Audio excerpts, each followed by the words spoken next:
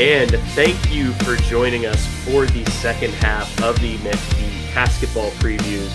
This half is going to be covering the women's Catsketball team, and it might be a little shorter just because we don't have to go through every single new face on the roster, also known as the entire roster.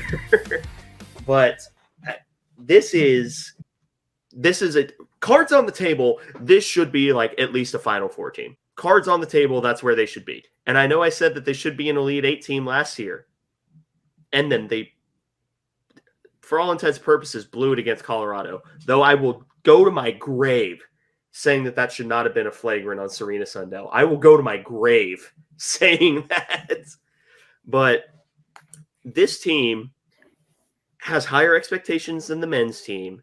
And they have them because of consistently known production, because they're returning pretty much the entirety of the team from last year, except for two players. One who I don't believe played once, or if she did, she played in garbage time.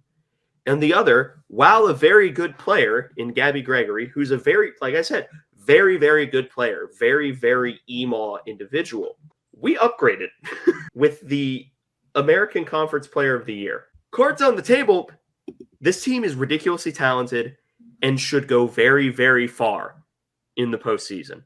I've contained myself for now. Connor, general thoughts?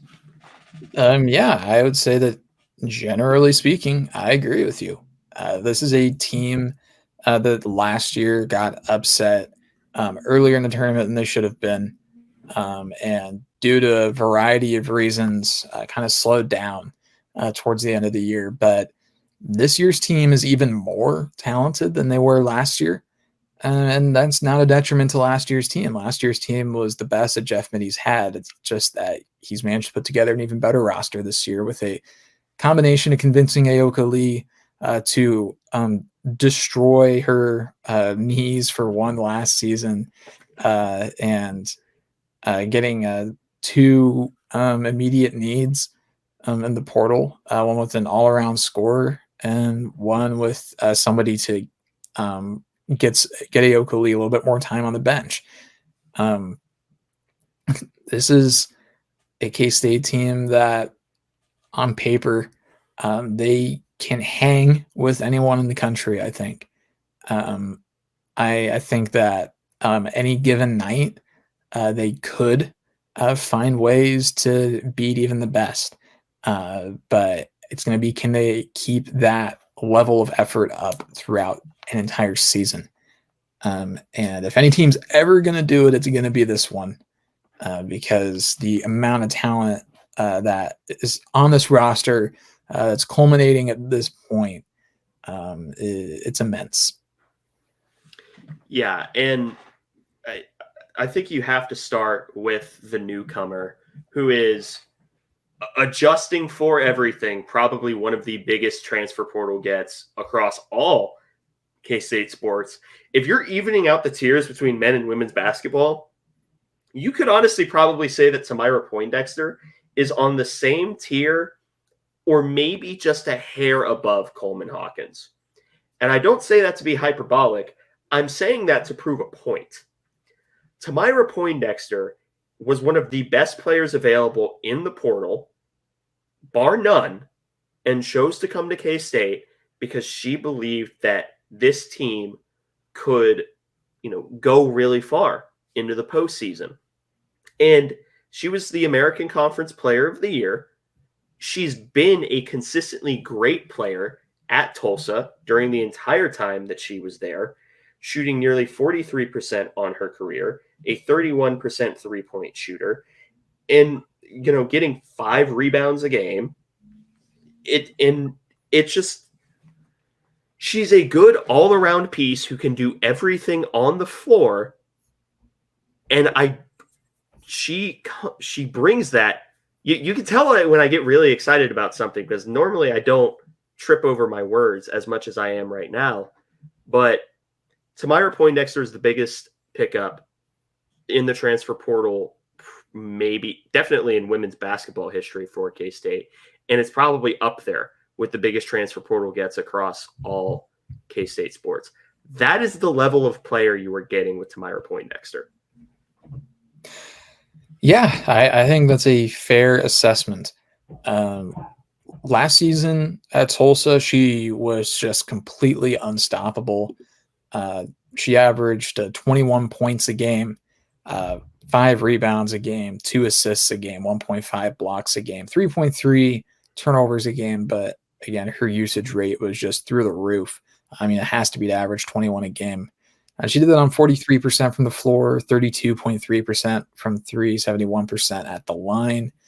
And she also, throughout last year, she did not have a single game that she did not score double figures. She scored at least 10 points in every single game that she played last season at Tulsa. So, I mean, just an unbelievable natural scorer that Jeff Mittie went out and added to the roster this year. And it's what we needed. We needed someone that can go out and get a bucket, maybe more than anything. Whenever the offense stalls a little bit, we need someone that we can just toss the ball to and count on to just go figure it out. In the postseason last year, Tulsa did not make the NCAA tournament, but she scored 21, 19, and 19 in their postseason tournament, the WBIT, which I assume is a step below the WNIT. Yeah.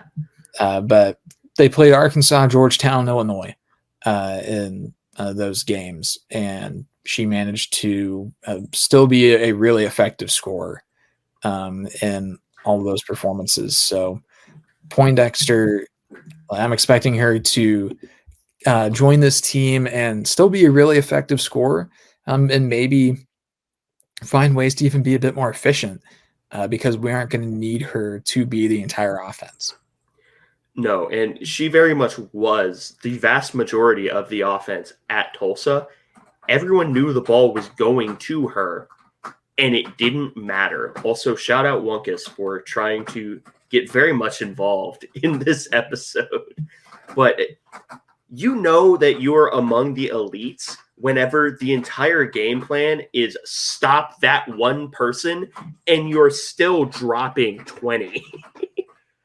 Do you know how hard that is to do when you are the player and no one can do anything about it? Like, that is prime Ayoka Lee. Like, that is prime Ayoka Lee when she dropped 61 against Oklahoma. Everyone knew the ball was going to her. They just couldn't do anything about it. And there's sort of that feeling of being inevitable that you need on a basketball. Well, you don't need it because not everyone could have it. If everyone needed it, basketball would be a dead sport.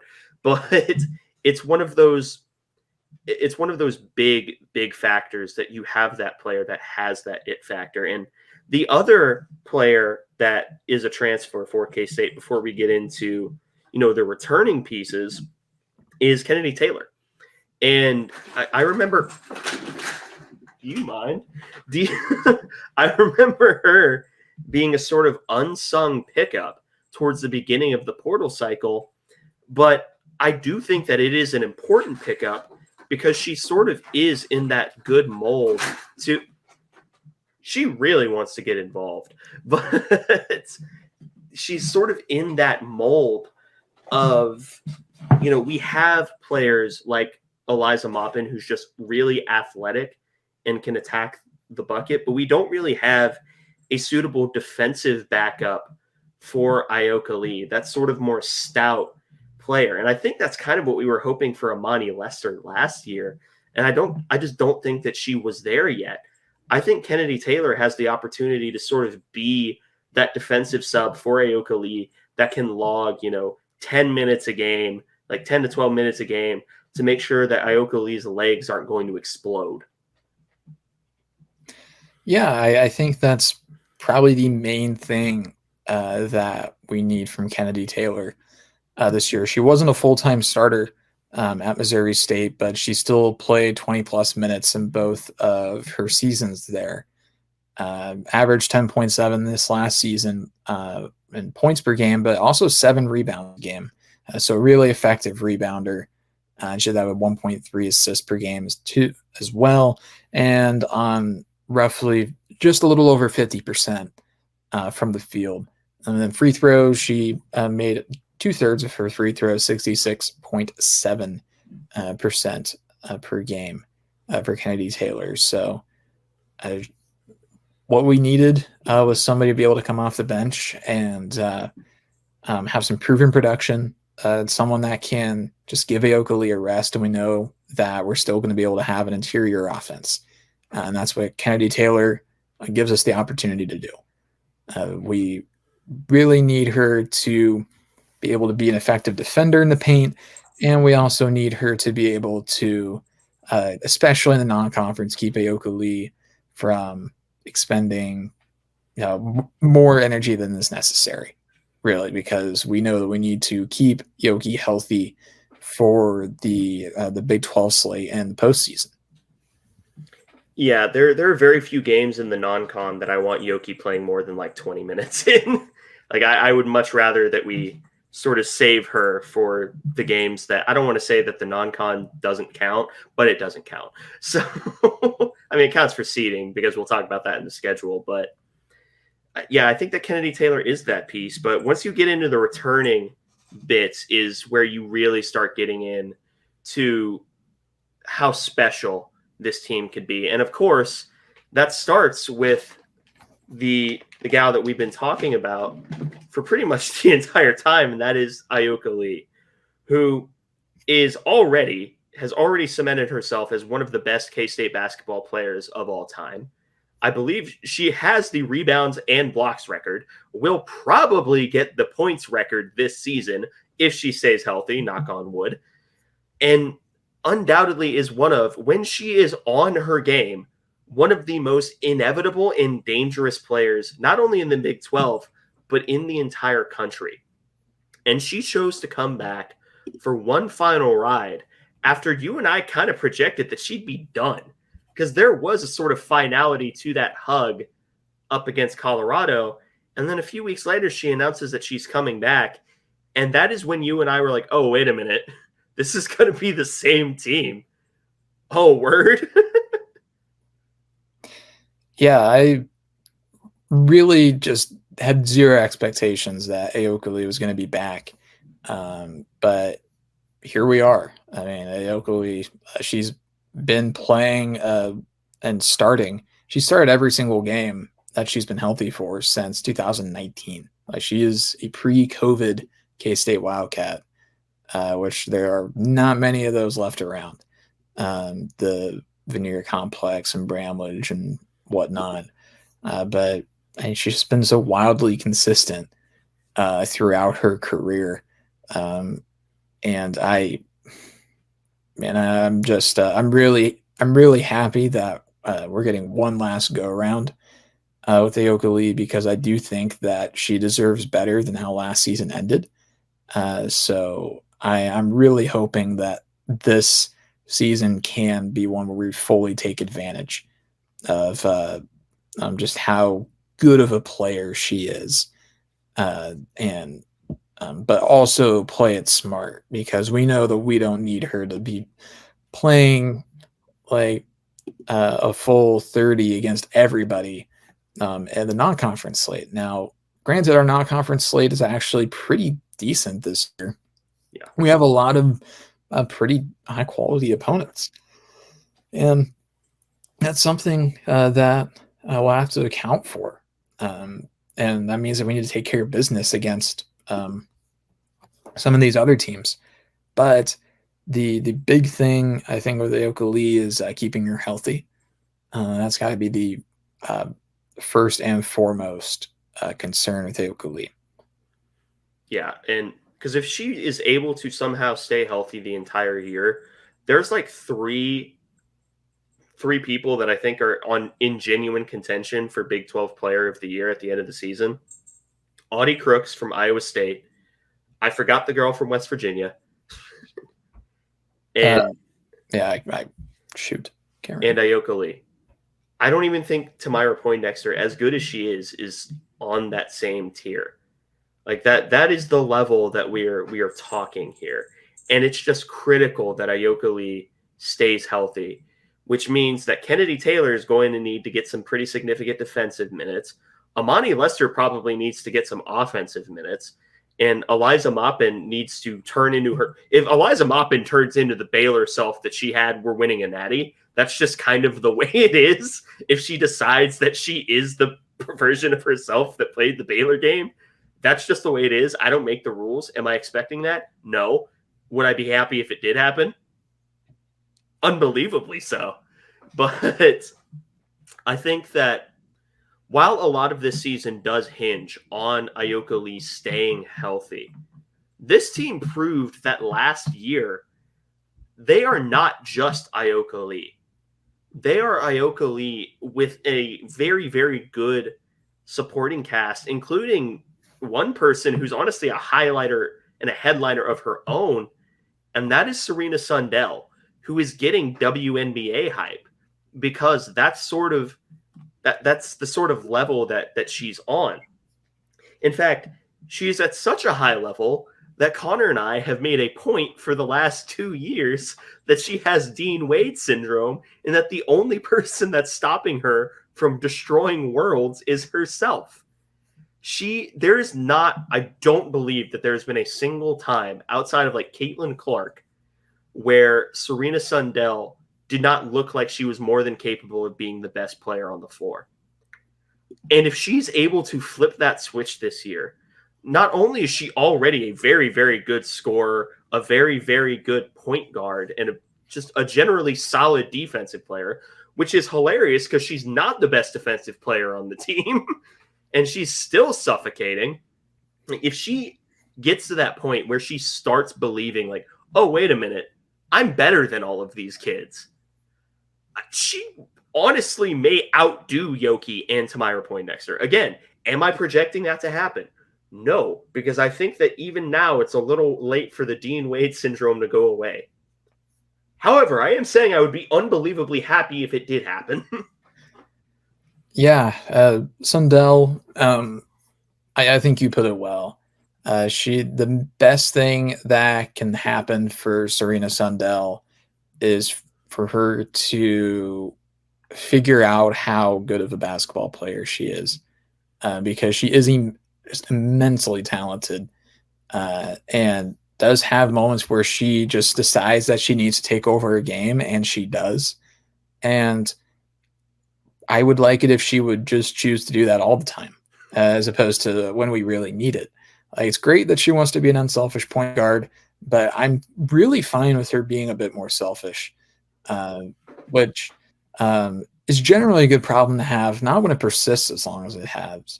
But I think that Serena Sundell in her senior season could really put together a great campaign. I'm not really sure what her scoring numbers are going to be, just because I'm not sure how things will factor in with so many scoring options on this team, like Tamira Poindexter, like Ayoka Lee, like Serena Sundell herself, and Zy Walker, the Glenn twins. I mean, there's going to be a lot of mouths to feed for this K-State offense. So, but Serena Sundell needs to carve out a role for herself and take it by storm if she needs to. Yeah, and she's more than capable. I like what you said, that she has had moments where she just decides to take over the game. And there have been very few times when she hasn't been capable of doing that, outside of when she's getting punched in the face by the opposing team, which seems to happen to her a lot for some ungodly reason. Yeah, I don't know what the deal is with that, because I don't think it's ever really malice either. I think it's just really bad luck. It just keeps happening to her over and over. Yeah, some people are just elbow magnets, and that's Serena Sundell. Yeah. And another point to make about this team is just the general experience, and that comes very much into play with the Glenn twins, who are both seniors, Jalen and Briley. Remember when I said Serena Sundell is suffocating on defense, but she's not the best defender on the team? She's honestly probably in third. Number one is Jalen Glenn, who I will pound the table for until the heat death of the universe or until I die. One of those is much closer than the other. But I will pound the table that Jalen Glenn should have been a fixture on the all-defensive Big 12 team during her entire college career, because everyone that she goes up against is in hell for 40 minutes, because she just has she has the quick hands to make those pickpockets, to steal the ball away. And even when she's not going for the steal, she's not letting you breathe either. She is sticky, and you're not getting rid of her. And that's, I make her sound like, oh, she's just a defensive wizard. No, she can shoot threes. She decided that she was able to shoot threes last year, and then randomly became one of the most clutch shooters on the team that had Serena Sundell and Gabby Gregory on it. She just made that choice, and it happened. So if she's able to keep that up, which I think she's more than capable of, it's insane that is like the third best guard option on the team. Yeah.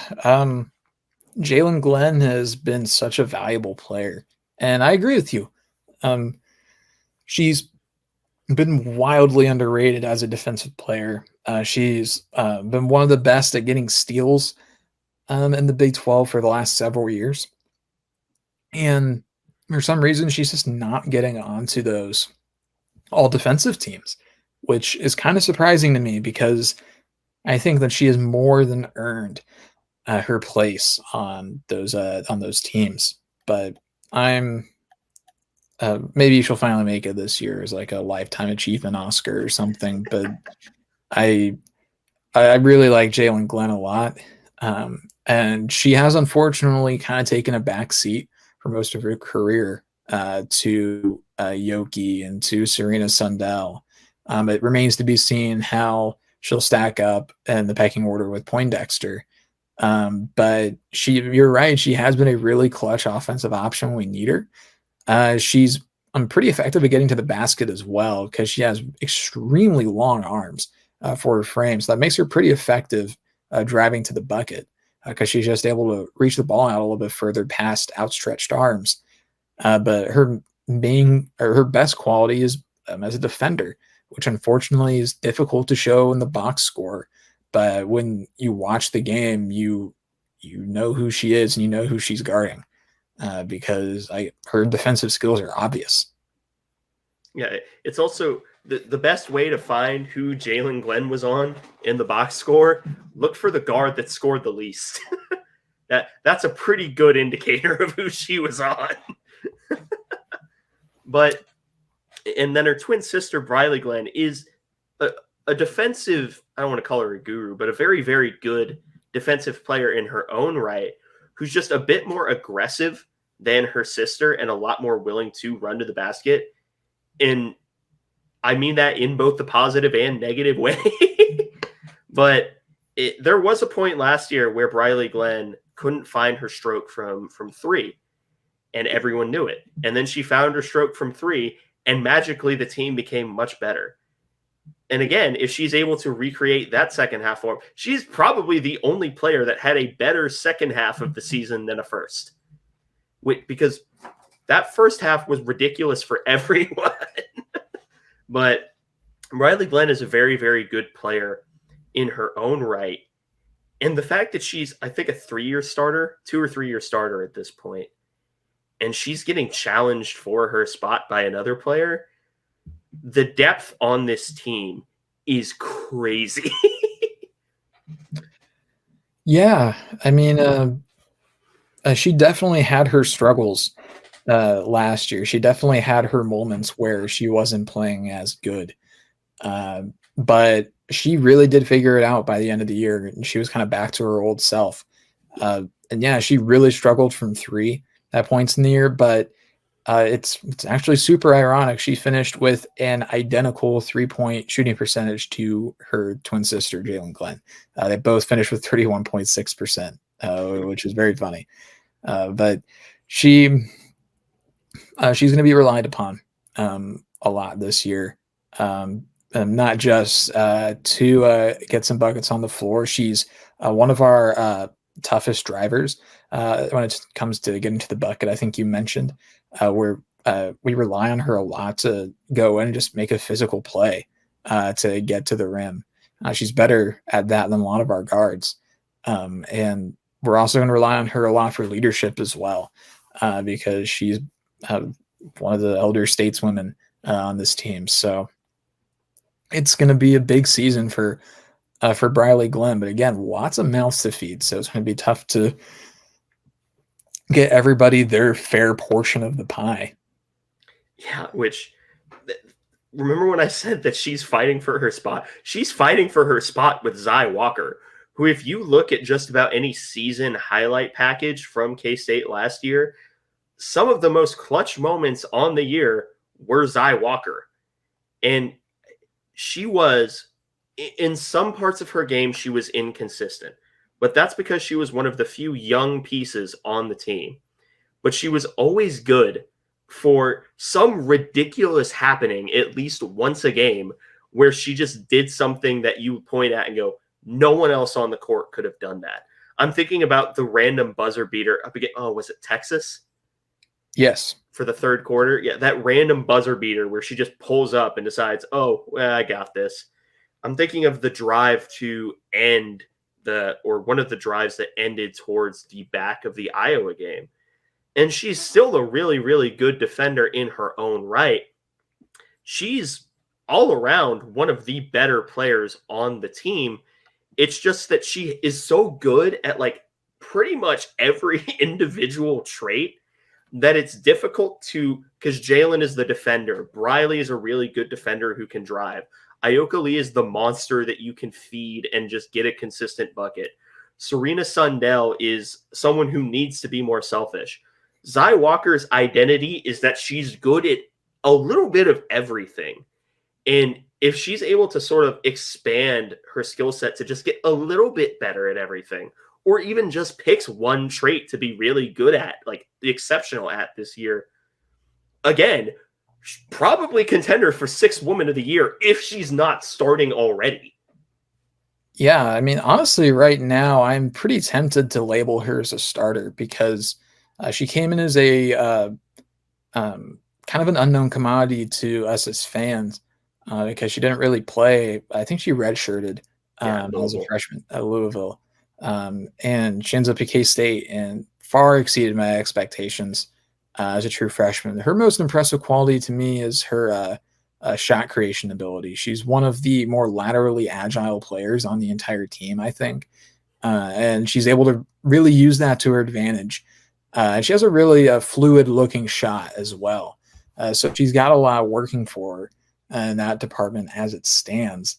And I think that this could end up being a really big season for her, all things considered. I mean, she ended up with a fairly low 3-point percentage of 27.4%, but she had one of the best free throw shooting percentages on the team at 77%.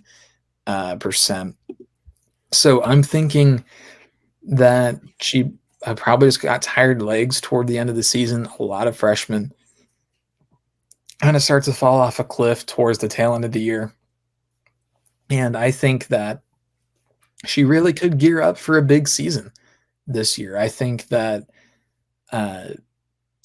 she'll have a lot of value as well as a kind of a bulldog defender because she was a very high effort defender. She is a little undersized. I think she's like 5'8"ish, but I think that she could really bring a lot to the table as being a shot creator and a quality defender as well on a team that really emphasizes defense as well. Because I mean, there are just defenders all over the place for this K-State team, and Zy Walker is another great example of it. Yeah, and there are two more sort of big names that I want to cover, but we will cover the other names as well. But I think the two that sort of make up the core, what are we at, 9 at this point? The core 8 or 9. And it's been our favorite player since she arrived on campus. One of our favorite players since she arrived on campus just because of her upside. And that's Eliza Maupin, who proved exactly what she is capable of up against Baylor last year. And that is, she is more athletic than you. Lamau, cry about it. And she is more than capable of doing that again. The only problem with her game is that she's a little slight. Like, she is thinner than a lot of players that she'd be going up against as someone who's a more of a slashing type. But she doesn't really let that hold her back, because there are a lot of highlights of her fighting for boards for people that are A, taller, and B, much heavier than her, and she's still coming down with the ball. I'm thinking about where she got her own rebound like 6 times up against Colorado to score. Like, if she's willing to put forth the effort, and which she is, she's always been a very high effort player. Another year of development for Eliza Maupin is huge, because she already had the athletic upside to dominate at pretty much every level, and she proved that last year. So again, another season of development for an athletic monster who already proved that she could just do it with her athleticism. Yeah, I think that's a great way to put it. A wildly athletic player that we've been kind of waiting to take this next step. I think that this year could be it. But again, this is going to be a tough year for players to really have full breakouts. I think that this is going to be a year where you're maybe more likely to see players have like spurts or streaks where they kind of have breakout moments. But I don't think that you can really expect a player to like burst onto the scene with like 15 a game this year, at least unexpectedly, just because this is just such a veteran team. But I think that she really could carve out a good role, because she has had a good role in the past few years as well. So I think if she can continue that, then I mean the sky's the limit, as is her vertical. So yeah, apparently she can dunk. Waiting to see it. Yeah. Apparently she can do it. I'd like to see that in game for some evidence. But I think the last player that sort of makes up I lost count, probably the big 8 or 9 at this point because of how deep this team is someone who had a very, very hot beginning to the year and sort of tapered off towards the back end. And I don't think that's because she's a bad player. I think it's because she was a true freshman who is dealing with an inherent size disadvantage, and that's Taryn Sides, who, Kansas kid. One thing she has in spades is she's already an elite passer. She's been an elite passer. Like, during the early season, it was like a scheduled tweet for us to say, yeah, Taryn Sides just did something ridiculous passing the ball again. This is a scheduled tweet. Go about your day. But she sort of tapered off towards the back end of the year. But I think another year of development is another example of, like, yeah, she's going to be a lot better with that year of development. She was already a pretty good outside shooter, to the extent where people were questioning why she wasn't out there a lot more, because that was sort of the skill set that we were missing on last year's team, was elite outside shooter. Am I going to put the expectations of Taryn Sides of being an elite outside shooter? No. She's already an elite passer, and I just want her to be a very good outside shooter. But I do think that in a very, very crowded guard room where you have a bunch of diverse skill sets, I think Taryn's path to the court is embracing the distributor role, like embracing that true point guard. And this is a team that can afford to have that because of how deep they are top to bottom. Because there's one person that we haven't mentioned that was in the starting lineup last year who's probably not going to make the top 8 or 9, just because that's how deep this team is. Yeah. Taryn had a great start to last season, but she maybe hit the freshman wall harder than I've really ever seen for somebody. I mean, there was a point where she was borderline unplayable, honestly, because she just could not handle the ball effectively, and the game was way too fast for her. She started to get it figured out by the end of the year, but like she definitely was more effective using that time to develop in the middle of the conference slate as opposed to playing. I don't think she could have helped us very much at various points last year. I think she became useful towards the end, of the season, but she really did have some pretty brutal stretches of play. But the expectations are going to be back up this year. Again, I think you're right. I think her best role is going to be as a distributor and someone that's taking open threes, because she probably is like in like an open gym setting, probably like the best shooter on this team, I'd imagine. But she's got some work to do. But I think that she can do it because she does come off as a hard worker and has shown that she can step up in big moments. She's just going to have to find ways to translate that consistently. And I think that she can really find a way to carve out a nice role on this team, even if not as a starter. Yeah. And we didn't even mention like two players that logged significant minutes last year, and that's Gisela Sanchez and to a lesser extent Amani Lester. And that's not because I don't expect to see them at all this season. It's just that everyone else is sort of on their own tier. Like, this team is hilarious with the amount of talent that it has, the amount of talent that it's able to collect.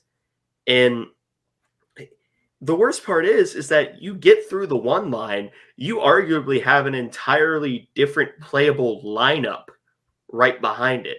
I didn't say elite, I said playable. And point to me which teams in the Big 12 can say that. Because there aren't any. Yeah. It's tough to kind of like continue talking about this team because like, I mean, there's probably a lot that you can say about just about everybody other than the players that we just haven't even seen yet. I mean, Gisela Sanchez. I mean, she was a starter for a pretty decent chunk of last year, and even though she had some pretty significant struggles, she really did have some great games as well. She had a few games where she really shined and played well. And I felt like most of last year she was just kind of close to getting it figured out, but wasn't quite able to get over the hill at any point. But if she can find a way, then she may play her way into having a role again on this team. But last season, she kind of played herself out of a role, honestly. Yeah, and you and I constantly joked that she was one step back away from every single shot she took to being the best shooter in the country. Yeah, I don't know what it was. She just seemed to constantly overshoot ever so slightly on everything. Like, I don't know what it was. Yeah, but that's the roster. And I will say with this roster, they have earned every single bit of their 13th ranking in the country in the preseason. So much so that I've gone on record saying that I feel that they're being ranked 13th. Don't get me wrong, appreciative, very happy that they're ranked in the top 15. This is a top 10 roster. This is probably a top 10 team if everything goes well. And maybe they take that as a slight chip on their shoulder, which is so weird to say, oh, maybe this isn't Georgia in football where it's manufactured disrespect. Like, K-State probably does deserve to be in the top 10 just with this roster, but it's up to them to go out and prove it.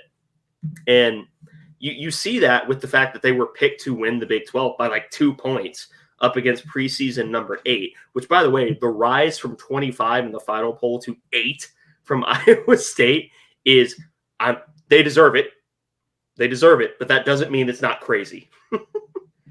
Just because someone deserves something does not mean it's not insane that they've risen that far. But yeah, before we get into the individual schedule, I just want to say they've earned every bit of that preseason ranking. Now it's just up to them to go out and prove it. And going out and proving it, you have a lot of opportunities in a way that you probably haven't had in the last couple of years with the non-con schedule, because they kind of took the Batcats approach of, yeah, we're going to schedule a few people we're going to put some people on the schedule that, made the tournament last year. We're going to improve our resume. which is crazy because we were a hosting team last year after a bad end of the season. Not bad, but just an okay end of the season. Like, this is a schedule that A, shows you're very confident in this team, and B, shows that you want to host again. Yeah, I mean, this is a team that needs to host, I think, right? Like I think that's one of their broad goals this year if I were guessing. I mean, because I mean last year obviously probably left a sour taste in their mouth. Um, it left a sour taste in my mouth, and I'm not even on the team. Yeah. And so I'm really hoping that they come out with some fire this year, and they're able to not just fight for a hosting spot, but they're able to easily secure a hosting spot. Is kind of my hope. Yeah, because they have notable non-con games up against Crichton, who's preseason ranked, up against Duke, who's preseason ranked, up against Texas A&M, who made the tournament last year and is on the border of being ranked, I believe. And that's all before you even get into conference play. So like they have a lot of chances to sort of prove their mettle, right? Like even before conference play starts. And conference play is not going to have that's not going to lack for excitement either. But you do get some positive draws. Very similarly to the men's team, you do get some pretty good draws for who your main home opponents are going to be. Like getting Baylor just at home is big. Getting Houston as one of your lone aways is big. The big concerns here are the away games at Colorado, who I think that either goes one of two ways: a narrow Colorado victory, or K-State is still mad and destroys them. But for as difficult the non-con schedule is, you don't really get much of a break in the way of the conference schedule because, Big 12. But it's still, there's a lot of chances to prove yourself on this schedule. And I think that this is a team that is more than capable of doing just that. Yeah, really tough conference or non-conference slate. I think that's a good way to put it. Middle Tennessee is going to be a tough out as well, particularly to being a neutral site game. But I imagine that with Texas and Oklahoma leaving the conference, K-State really wanted to schedule a tough non-conference on purpose. Because I do think on the women's basketball side, the Big 12 is actually kind of perceived as a weaker conference among the power conferences. So it's a big deal to get some of these high-level mid-major teams that had great seasons last year, went to the NCAA tournament and schedule them because they also need an opportunity to get a big win. So I'm pretty happy that we scheduled tough for the non-conference. Women's side makes so much sense to bring as many tough teams to Bramlage as possible to test early and often. Yep. So to sort of wrap this up, whoever bet the over on the hour 30, by the way, you win. I don't know what you win, but you win. Congratulations. To sort of wrap up, I said at the beginning, this is a Final Four roster. If this team does not make it that far, I would chalk it up as a disappointment. Now, I may sound like an insane person saying that, but I genuinely and wholeheartedly believe it. This should be a team that, at minimum, is in the top 3 of the Big 12. I'm not going to say that they win it because Iowa State is really, really good, and Baylor is also really, really good. But there's no reason why K-State shouldn't at least be top 3 or 4 in the conference, and there's no reason why they shouldn't be a hosting team, and also that they shouldn't make it pretty deep into the tournament.